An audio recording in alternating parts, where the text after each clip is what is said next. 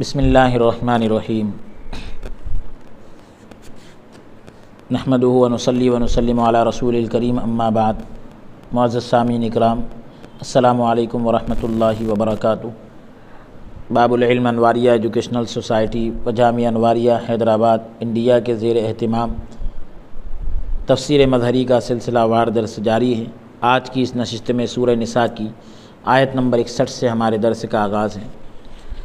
اعوذ باللہ من الشیطان الرجیم، بسم اللہ الرحمن الرحیم۔ وَإِذَا قِيلَ لَهُمْ تَعَالَوْا إِلَى مَا أَنزَلَ اللَّهُ وَإِلَى الرَّسُولِ رَأَيْتَ الْمُنَافِقِينَ يَصُدُّونَ عَنكَ صُدُودًا۔ اور جب کہا جائے انہیں کہ آؤ اس کتاب کی طرف جو اتاری ہے اللہ تعالیٰ نے، اور آؤ رسول پاک کی طرف، تو آپ دیکھیں گے منافقوں کو کہ منہ موڑ لیتے ہیں آپ سے روگردانی کرتے ہوئے۔ ہم وَإِذَا قِيلَ لَهُمْ تَعَالَوْا، کہا جائے انہیں، تو یہاں ہم ضمیر سے مراد منافق ہیں، جو یہ گمان کرتے ہیں کہ وہ ایمان لائے۔ ما انزل اللہ، جب ان سے کہا جاتا ہے کہ ایمان لاؤ اس کتاب کی طرف جو اتاری ہے اللہ تبارک و تعالیٰ نے، تو اس سے مراد قرآن حکیم ہے۔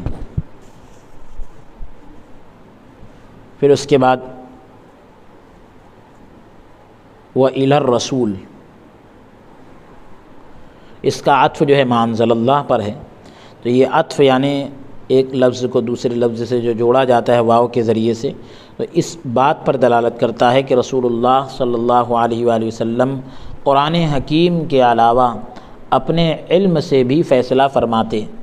جیسے وحی غیر مطلوع کے ساتھ، حدیث پاک جس کو کہا جاتا ہے، اور اجتہاد کے ساتھ، اپنی رائے کے ساتھ۔ میری مراد یہ ہے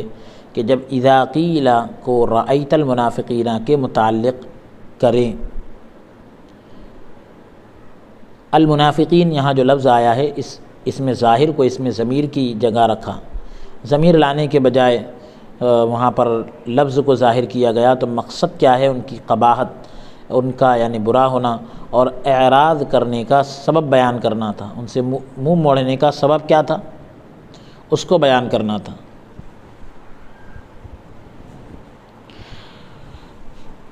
یصدون عنک صدودا، آپ کو چھوڑ کر غیروں کی طرف مائل ہوتے ہیں، کیونکہ انہیں یہ لالچ ہے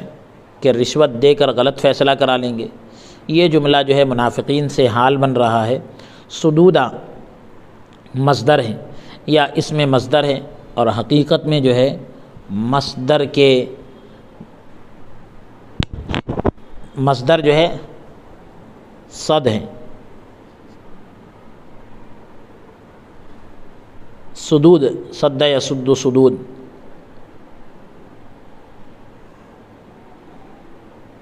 اب یا پھر صدن، صد یصد صدن، اس طریقے سے صحہ میں ہے کہ صدود جو ہے کسی سے اعراض کرنا، منہ موڑنا اور رک جانا ہے۔ بعض اوقات یہ پھیرنے اور روکنے کے معنی میں استعمال ہوتا ہے، جس طرح اس آیت میں ہے فصدہم عن السبیل، الصحہ جلد نمبر 2 صفحہ نمبر 89۔ ایک قول یہ کیا گیا ہے کہ جب حضرت عمر رضی اللہ تعالیٰ عنہ نے منافق کو قتل کر دیا، تو مقتول کے رشتہ دار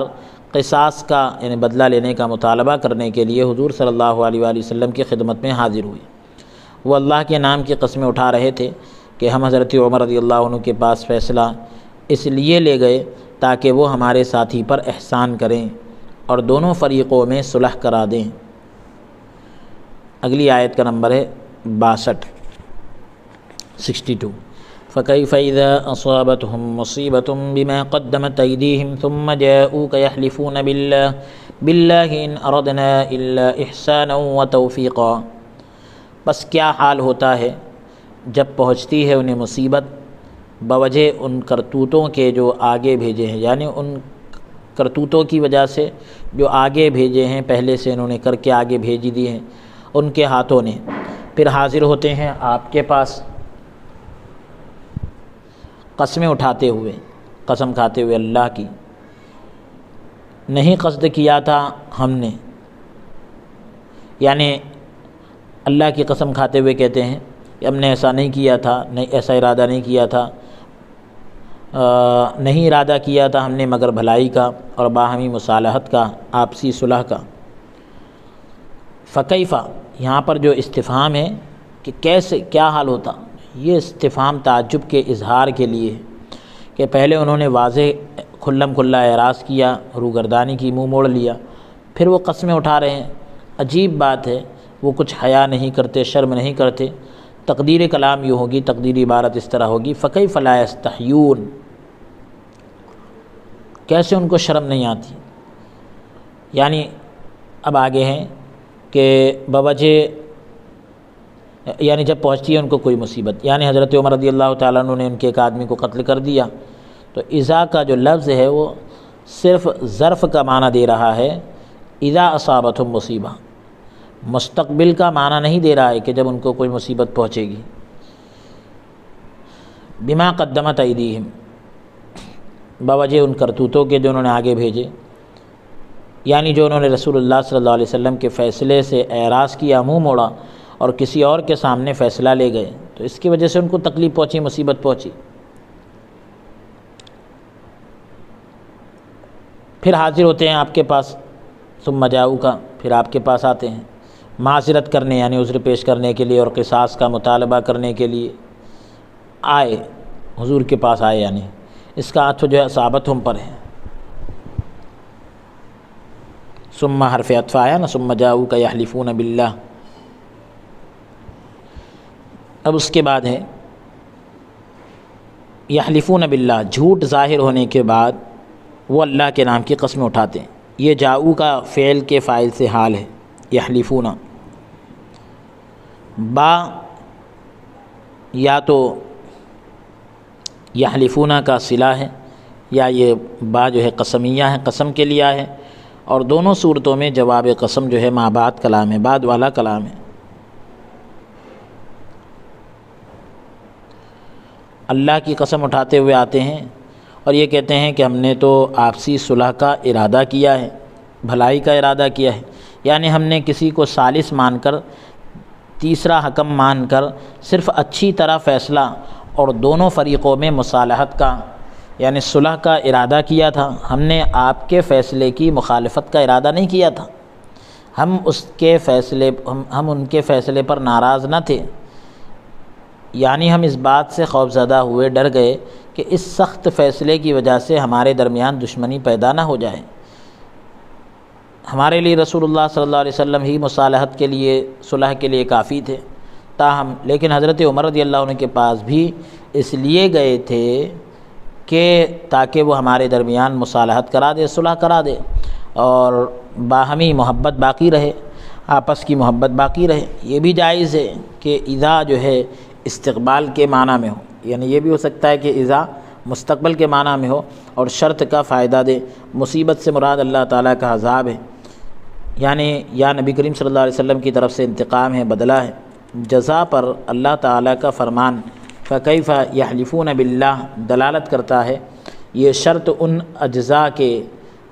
درمیان واقع ہوئی ہے، ایسی جزا کے درمیان، ایسے کلام کے درمیان واقع ہوئی ہے جو جزا پر دلالت کرتے ہیں یہ اجزاء، اور مراد جو ہے زمانہ مستقبل میں، آنے والے زمانے میں ان کی قسم پر تعجب کرنا ہے۔ یہ بھی جائز ہے کہ تقدیر کلام یوں ہو، تقدیر عبارت اس طرح ہو، فکیف یکون حالہم کیف یصنعون اذا اصابتہم مصیبۃ، اللہ تبارک و تعالیٰ کا عذاب ہو، آپ کی طرف سے انتقام ہو، یا آپ کے صحابہ کی طرف سے انتقام ہو، اور یہ سب کچھ ان کے اعمال کا نتیجہ ہو۔ اللہ تبارک و تعالیٰ کا فرمان ہے ثم جاؤک، تو یا تو اصابتہم پر معطوف ہے، یہ اللہ کا جو فرمان ہے ثم جاؤک، یا تو اصابتہم یعنی ان کو جب پہنچتی ہے کوئی مصیبت پھر آپ کے پاس آتے ہیں، یا پھر یصدون پر معطوف ہے۔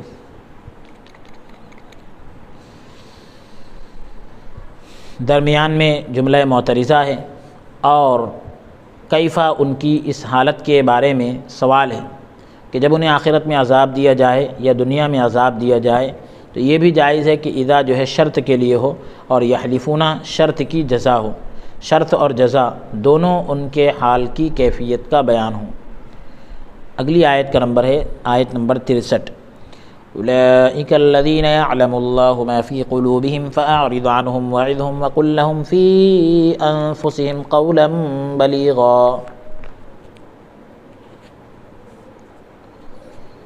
یہ لوگ ہیں خوب جانتا ہے اللہ تبارک و تعالی جو کچھ ان کے دلوں میں ہے۔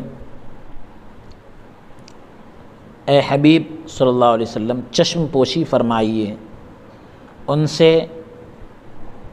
اور نصیحت کرتے رہیے انہیں، اور کہیے انہیں تنہائی میں ایسی بات جو مؤثر ہو، اثر پیدا کرے۔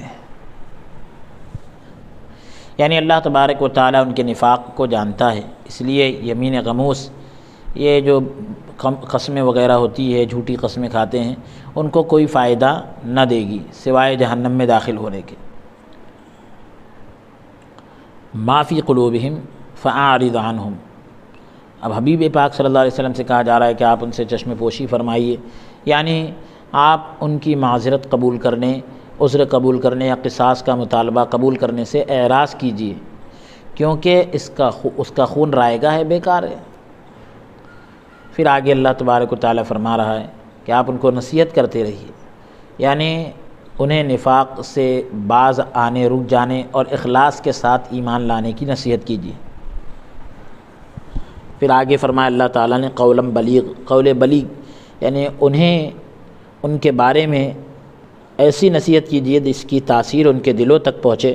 حضرت حسن بصری رحمۃ اللہ علیہ کا قول ہے کہ قول بلیغ یہ ہے کہ وہ انہیں کہے کہ تم نفاق کا ارتکاب کر کے، نفاق کا یہ کام کر کے اپنے آپ کو قتل کر رہے ہو، کیونکہ یہ قول ان میں اثر کرتا ہے، یہ بات ان کے اندر اثر پیدا کرتی ہے۔ ایک قول یہ کیا گیا، ایک بات یہ بھی کہی گئی کہ انہیں اللہ تبارک و تعالیٰ کی پکڑ سے ڈرانا مراد ہے۔ کشاف میں یہ ذکر کیا گیا کہ فی انفسہم کا تعلق بلیغن سے ہے، یعنی ایسا قول جو ان کے دلوں تک پہنچنے والا ہو۔ امام بیضاوی رحمۃ اللہ علیہ نے کشاف کے قول کو ضعیف قرار دیا، کیونکہ صفت کا معمول موصوف پر مقدم نہیں ہو سکتا، یعنی جو صفت جس پر عمل کر رہی ہے تو صفت کا معمول جو ہے موصوف پر مقدم نہیں ہو سکتا، یعنی پہلے نہیں آ سکتا۔ آپ اس کے لیے دیکھ سکتے ہیں تفسیر بیضاوی حاشیے کے ساتھ، جلد نمبر 3 صفحہ نمبر 352۔ امام بیضاوی رحمۃ اللہ علیہ کے اعتراض کا یہ جواب دیا گیا کہ فی انفسہم یہ جو ہے بلیغن کے متعلق ہے اور وہ محذوف ہے، اور کلام میں موجود قولا بلیغا محذوف کی تفسیر ہے۔ یہ بھی جائز ہے کہ اس آیت کا معنی یہ کیا جائے کہ آپ ان کو سزا دینے سے اعراض کریں، چشم پوشی کریں، کیونکہ انہیں ساتھ رکھنے میں مصلحت ہے، اور اس میں بھی خیر ایک حکمت پوشیدہ ہے، اور زبان سے انہیں نصیحت کرتے ہیں، اور خصوصی نصیحت تنہائی میں کرے، کیونکہ خفیہ یعنی خاموشی کے طور پر خفیہ طریقے سے نصیحت جو ہے زیادہ مؤثر ہوتی ہے، زیادہ اثر کرتی ہے۔ اگلی آیت کا نمبر ہے 64 سورہ نساء، وما ارسلنا من رسول الا ليطاع باذن الله ولو انهم اذ ظلموا انفسهم جاءوك فاستغفروا الله واستغفر لهم الرسول لوجدوا الله توابا رحيما، اور نہیں بھیجا ہم نے کوئی رسول مگر اس لیے کہ اس کی اطاعت کی جائے اللہ کے اذن سے، اللہ کے حکم سے۔ اور اگر یہ لوگ جب ظلم کر بیٹھے تھے اپنے آپ پر اور حاضر ہوتے آپ کے پاس اور مغفرت طلب کرتے اللہ تعالیٰ سے نیز، یعنی ساتھ ہی مغفرت طلب کرتا ان کے لیے مغفرت طلب کرتے ان کے لیے رسول کریم صلی اللہ علیہ وسلم بھی، تو وہ ضرور پاتے اللہ تعالیٰ کو بہت توبہ قبول فرمانے والا اور نہایت رحم فرمانے والا۔ لوگوں پر آپ کی اطاعت پیروی لازم ہے، کیونکہ رسالت سے، آپ کی نبوت سے یہی مقصود ہے، یہی چاہا جا رہا ہے۔ الا باذن اللہ، اللہ کے حکم سے مراد، اذن سے مراد اللہ کا حکم ہے، یعنی جسے اللہ تعالیٰ کی طرف سے مبعوث کیا گیا ہو، بھیجا گیا، تو اس کے بارے میں اللہ تبارک و تعالیٰ کا یہ حکم ہے کہ لوگ اس کی اتباع کریں، پیروی کریں۔ جو اللہ کے حکم پر راضی نہ ہو اور رسول اللہ کی اطاعت نہ کریں وہ واجب القتل ہے، گویا اس نے اس کی رسالت کو، پیغمبری کو قبول نہیں کیا، وَلَوْ أَنَّهُمْ إِذ ظَّلَمُوا أَنفُسَهُمْ، اگر یہ منافق جنہوں نے نفاق کیا اور طاغوت کو ثالث مان کر، یعنی شیطانی جو بھی معاملات تھے، اور کاہن اور نجومیوں کو تیسرا حکم مان کر اپنی جانوں پر ظلم کیا، پھر وہ اخلاص کے ساتھ توبہ کرتے ہوئے آپ کی بارگاہ میں پہنچ جائے تو جاؤ کا یہ ان کی خبر ہے۔ اور انا کی خبر ہے، وَلَوْ أَنَّهُمْ إِذْ ظَّلَمُوا أَنفُسَهُمْ جاؤ کا، اور اذ جو ہے ظرفیہ اسی فعل کے متعلق ہے، نفاق سے توبہ کر کے اگر آپ کے پاس آئے، فاستغفر اللہ، نفاق سے توبہ کر کے اور اخلاص کے ساتھ رسول اللہ صلی اللہ علیہ وسلم کی بارگاہ میں معذرت کر کے اللہ تعالیٰ سے بخشش کے طالب ہو، طلبگار ہوں۔ واستغفر لهم الرسول، خطاب کے صیغے سے غائب کے صیغے کی طرف کلام کو پھیرا گیا ہے، یعنی پہلے یہ کہا کہ اگر وہ ظلم کر کے آپ کے پاس آئے، واستغفر لهم الرسول، تو جاؤ کا یہ حاضر کا صیغہ ہے، واستغفر اور یہ غائب کا صیغہ ہے، یعنی جو سامنے موجود نہیں ہے بظاہر۔ واستغفر لهم الرسول کا لفظ آیا تو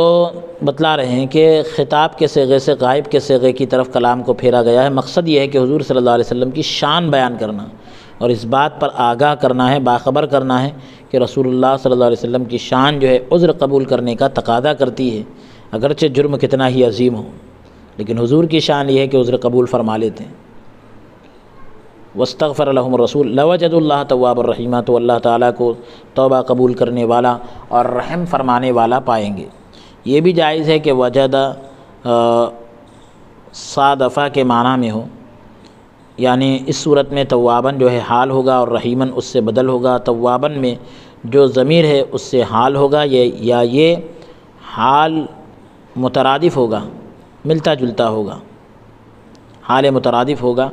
ائمہ نے حضرت زبیر بن عوام رضی اللہ تعالیٰ عنہ سے نقل کیا کہ ان کا ایک انصاری سے پہاڑی نالے کے بارے میں جھگڑا تھا۔ پہاڑی نالہ جو ہوتا ہے اس کے جہاں سے پانی وغیرہ بہتا ہے، تو اس کے بارے میں جھگڑا تھا۔ دونوں اس سے جو ہے اپنی زمین سیراب کرتے تھے، وہ نالے کے پانی سے۔ تو دونوں نے اپنا مسئلہ حضور صلی اللہ علیہ وسلم کی خدمت میں پیش کیا۔ رسول اللہ صلی اللہ علیہ وسلم نے حضرت زبیر سے فرمایا اپنی زمین سیراب کرو اور پھر اپنے پڑوسی کے لیے پانی چھوڑ دو۔ تو انصاری جو ہے غصے ہو گیا، عرض کی یا رسول اللہ صلی اللہ علیہ وآلہ وسلم، یہ آپ کا پھوپھیزاد بھائی ہے، یعنی اس لیے آپ اس کی طرفداری کر رہے ہیں۔ حضور صلی اللہ علیہ وسلم کا چہرہ متغیر ہو گیا، بدل گیا۔ پھر حضور صلی اللہ علیہ وسلم نے فرمایا زبیر زمین سیراب کرو اور پانی کو روکے رکھو یہاں تک کہ وہ دیواروں تک پہنچ جائے، اوپر دیوار تک چڑھ جائے پانی، اتنا یعنی بھر کے رکھو۔ پہلے حضور نے فرمایا تھا اپنی کھیتی کو سیراب کر کے بازو والے کو دیا کرو، لیکن اس کو یہ لگا کہ فیصلہ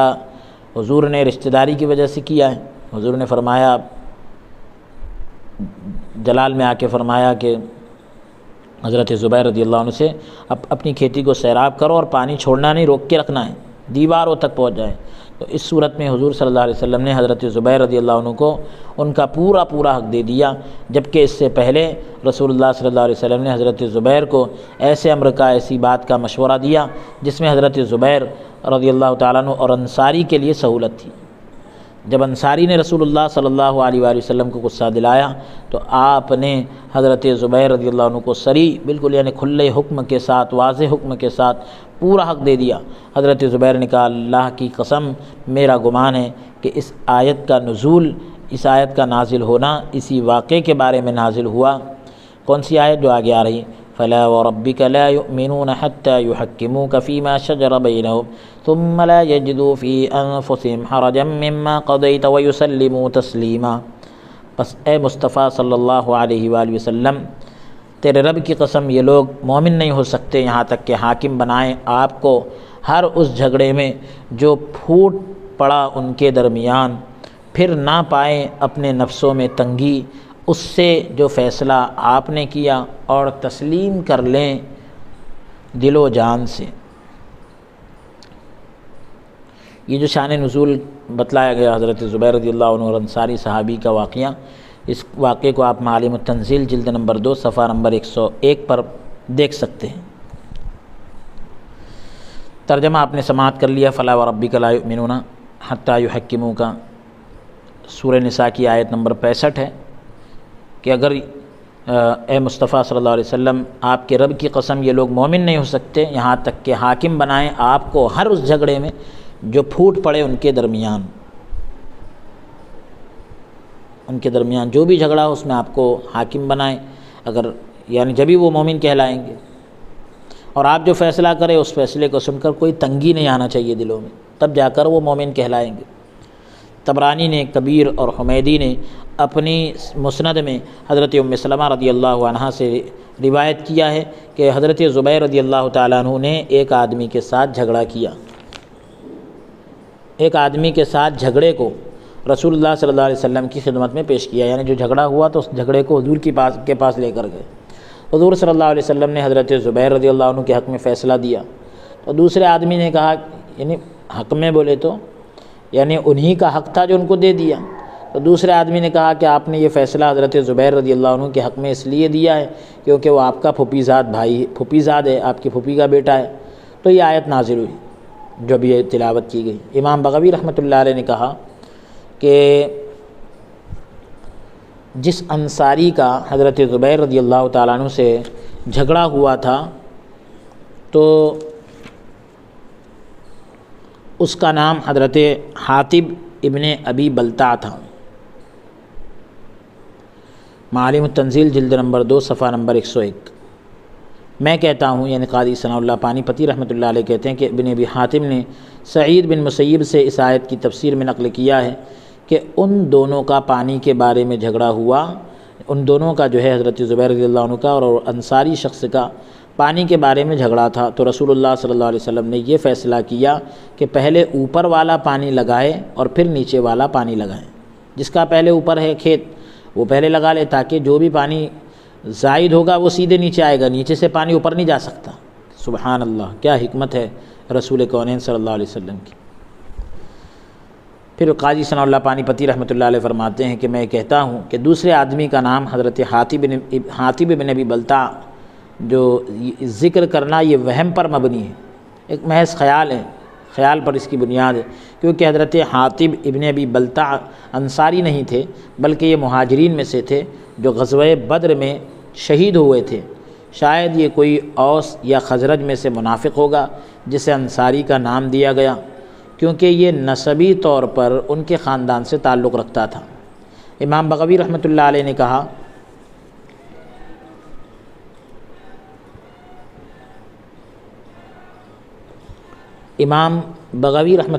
کہا کہ جب یہ دونوں رسول اللہ صلی اللہ علیہ وآلہ وسلم کے پاس سے اٹھے تو حضرت مقداد کے پاس سے گزرے۔ حضرت مقداد نے پوچھا کہ فیصلہ کس کے حق میں ہوا؟ انصاری نے کہا کہ ان کے پھوپھی زاد بھائی کے حق میں، اور اپنا منہ بگاڑا۔ تو وہ یہودی جو حضرت مقداد کے پاس موجود تھا وہ سمجھ گیا، اس نے کہا کہ اللہ تعالیٰ انہیں ہلاک کرے۔ ایک طرف یہ گواہی دیتے ہیں کہ وہ اللہ کے رسول صلی اللہ علیہ وسلم ہیں، اور پھر ان کی طرف ان کے فیصلے پر تہمت لگاتے ہیں۔ اللہ کی قسم، ہم نے ایک مرتبہ حضرت موسیٰ علیہ السلام کی زندگی میں گناہ کیا، اور پھر حضرت موسیٰ علیہ السلام نے اس گناہ سے توبہ کرنے کو کہا، ساتھ ہی یہ بھی فرمایا کہ اپنے آپ کو قتل کرو، تو ہم نے ایسے ہی کیا، یعنی اپنے آپ کو ہلاک کر لیا۔ تو اللہ تبارک و تعالیٰ کے حکم کی اطاعت میں، فرم برداری میں ہمارے مقتولوں کی، یعنی جن کو قتل کیا گیا، ان کی تعداد 70,000 ہو گئی۔ تب وہ ہم سے راضی ہوا، اللہ تبارک و تعالیٰ تب جا کر ہم سے راضی ہوا۔ تو یعنی حضور کے فیصلے سے اگر منہ موڑیں گے تو کیا حال ہوگا؟ فیصلہ یعنی جب یہ دونوں حضور کے پاس سے اٹھے تو حضرت مقداد کے پاس سے گزرے، تو مقداد رضی اللہ عنہ نے پوچھا فیصلہ کس کے حق میں ہوا؟ تو انصاری نے کہا کہ حضور کے جو پھوپھی زاد بھائی کے حق میں، ان کے حق میں ہوا۔ منہ بگاڑتے ہوئے یہ بولا، تو وہ یہودی جو حضرت مقداد کے پاس موجود تھا وہ یہ سمجھ گیا، اس نے یعنی معاملے کو سمجھ گیا، اس نے کہا اللہ تعالیٰ ان کو ہلاک کر دے۔ ایک طرف یہ گواہی دیتے ہیں کہ حضور اللہ کے رسول ہیں، اور پھر ان کے فیصلے پر ایسی تہمت لگاتے ہیں، نعوذ باللہ۔ تو ہم نے موسیٰ علیہ السلام کی زندگی میں ایک گناہ کیا تھا، وہ یہودی کہہ رہا ہے، تو گناہ موسیٰ علیہ السلام نے گناہ سے توبہ کرنے کے لیے کہا، اور یہ بھی کہا اپنے آپ کو ہلاک کرو۔ 70,000 لوگ مارے گئے تھے، تب جا کے رضامندی ہوئی۔ حضرت ثابت بن شماس بن قیس نے کہا، خبردار، اللہ تعالیٰ کی قسم، اللہ تبارک و تعالیٰ میرے اس قول کی صداقت کو یعنی سچائی کو جانتا ہے، اگر حضور صلی اللہ علیہ وسلم مجھے خودکشی کا یعنی میرے اپنے آپ کو ہلاک کرنے کا حکم دیں تو میں کر گزروں گا، یعنی میں اپنے آپ کو قتل کر لوں گا۔ معالم التنزیل جلد نمبر 2 صفحہ نمبر 101 پر آپ دیکھ سکتے ہیں۔ امام بغوی رحمۃ اللہ علیہ نے کہا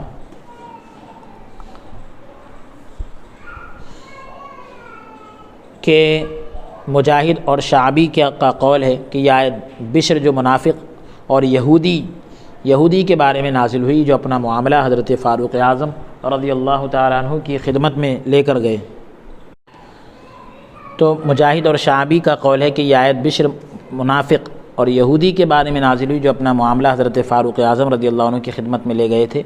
اور یہ روایت بھی جو ہے معالم التنزیل جلد نمبر 2 صفحہ نمبر 101 پر موجود ہے۔ جس واقعے کا ذکر پہلے ہو چکا ہے، جس پر اس آیت کا سیاق دلالت کرتا ہے، یعنی اس سے لگا ہوا جو حصہ ہے وہ دلالت کر رہا ہے، تو اس آیت کا معنی یہ ہے، یعنی معاملہ اس طرح نہیں جس طرح ان لوگوں نے کیا جو یہ گمان کرتے تھے کہ وہ سچے مومن ہیں، پھر وہ آپ کے فیصلے پر راضی نہیں ہوئے، پھر نئے سرے سے قسم اٹھائی، نئے سرے سے قسم کھائی اور فرمایا تیرے رب کی قسم وہ ایماندار نہیں ہو سکتے، ایمان والے نہیں ہو سکتے۔ یہ بھی جائز ہے کہ لا جو ہے زائدہ ہو، جس طرح لا اقسم میں لا زائدہ ہے، زائد ہے۔ پھر اس کے بعد اللہ تبارک و تعالیٰ نے فرمایا حتیٰ یحکموک فیما شجر بینہم، اپنے اختلافی معاملے میں آپ کو حاکم مانے، یعنی ان کے درمیان اختلاف ہوا اور اختلاف ہو اور معاملہ ان پر خلط ملط ہو جائے، گڑ مڑ ہو جائے، تو اسی سے ایک لفظ شجر ہے، درخت کا جو لفظ ہے، کیونکہ اس کی ٹہنیاں آپس میں خلط ملط ہوتی ہے، ایک دوسرے میں مل جاتی ہے۔ لا یجدوا فی انفسہم حرجا، اپنے دلوں میں تنگی نہ پائے، تو لا یجدوا کا جو عطف ہے یحکموا کا پر ہے، حرج سے مراد آپ کے فیصلے کے بارے میں دل میں تنگی ہے۔ مجاہد نے کہا کہ اس سے مراد شک ہے،